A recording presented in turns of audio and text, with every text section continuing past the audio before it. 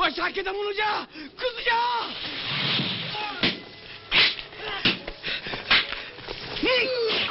シバわしを切ってくれわしを切れお主など切ってる暇ないわい Japanese director Hideo Gosha's Three Outlaw Samurai is another film that may have influenced Episode 8.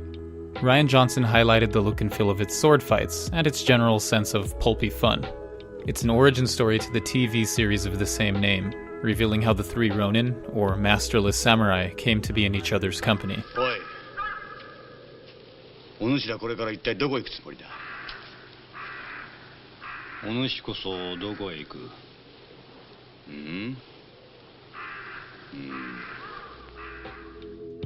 It was celebrated for including, yet deconstructing, traditional samurai archetypes. The characters of Three Outlaw Samurai have simple motivations, and this puts them at odds with the social code of the society in which they find themselves. And in that we find one of the key themes of the story, the relationship between betrayal and honor. In Three Outlaw Samurai, betrayal can destroy one's honor or become an act of liberation that restores it. Our story begins when Shiba, a wandering Ronin, happens upon a group of three peasants. They've kidnapped the daughter of their oppressive magistrate in the hopes of negotiating lower taxes. Shiba sides with the peasants for no other reason than he's spent some time with them and has become sympathetic to their cause. On the other side of this is Kikyo, a samurai in service to the magistrate. He says that killing peasants is beneath him, so he doesn't travel with the magistrate when he attempts to retrieve his daughter. The magistrate, Matsushita, backs off the peasants since Shiba is there to help. This forces him to enlist the aid of some captive Ronin, one of whom is the other main character, Sakura. Matsushita promises them freedom and some money in exchange for their swords. On their way back to retrieve the daughter, Sakura kills a peasant who was carrying some food. This is important later. Shiba and Sakura square off. It doesn't take much to get Sakura to betray the magistrate and join Shiba. お主は代官がなぜわしを切らせたいのか知ってきたのか。おう、娘をかどわかした一味と聞いてきたんじゃい。百姓が娘をさらったのは代官が訴えを取り上げぬからだ。手段はとにかく三人が命を賭した義民であることには間違いない。おい、本当かそりゃ。まあそんなところらしいな。何？お主はそれを知りながら拙者目下のところ代官の居候をしておるのでな。くそやめた。わしはな元来百姓の生まれじゃからな。そうと聞いたからにはたった今からわしは百姓の味方するからな。Some drama is added into the story when the widow of the peasant Sakura killed earlier is grieving. We see Sakura start to grapple with this, but he can't bring himself to reveal the truth. The magistrate cooked up a plan to kidnap one of the peasant's daughters to force them into a corner. The father of the girl can't bear to watch, so he almost exchanges the magistrate's daughter, but his own girl kills herself to stop it from happening.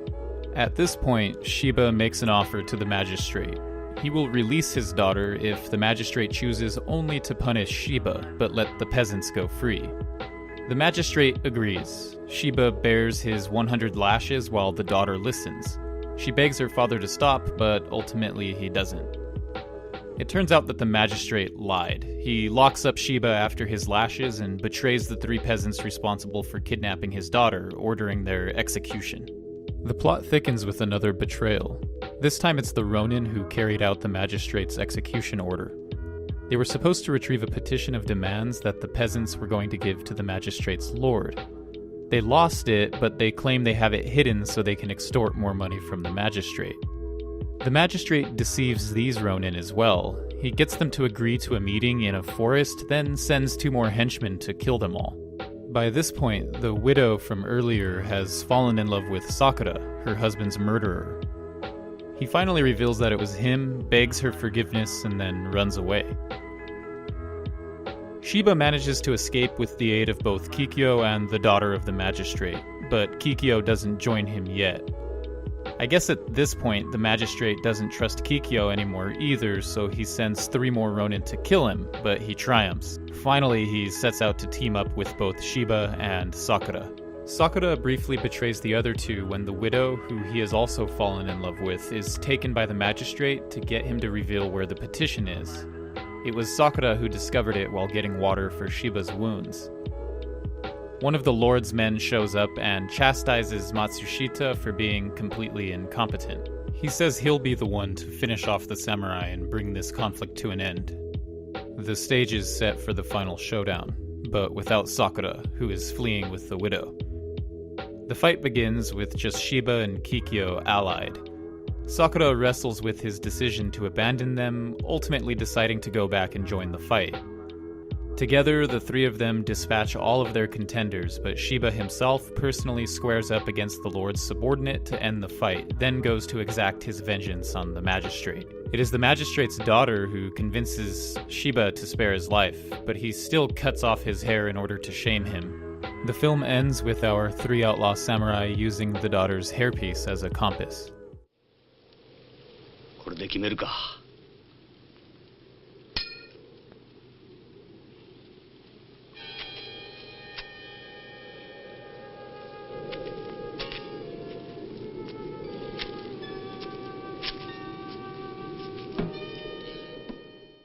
The overall message this film sends is to side with the dispossessed, and in so doing you will regain your honor. There's no honor in blind loyalty to an unjust cause, but there is honor in betraying that loyalty. Given what we see with the sword fights, I'd say it's safe to assume a lot of lightsaber action, and also that Snoke's guards will actually end up doing something in the movie. I think we can also expect at least one betrayal, probably a bad guy turning good. That's it for this video. Let me know in the comments what you think about Three Outlaw Samurai and how it might have impacted The Last Jedi. Before I go, I want to make one announcement. Back when I released the Yoda comic video, Star Wars Newsnet invited me to become a member of their site staff, so I took the offer. That's the website that also hosts the Cantina forums, which is a great place to discuss Star Wars. Head on over and check it out, and to stay up to date with all Star Wars related news. You can find links to both in all of my video descriptions.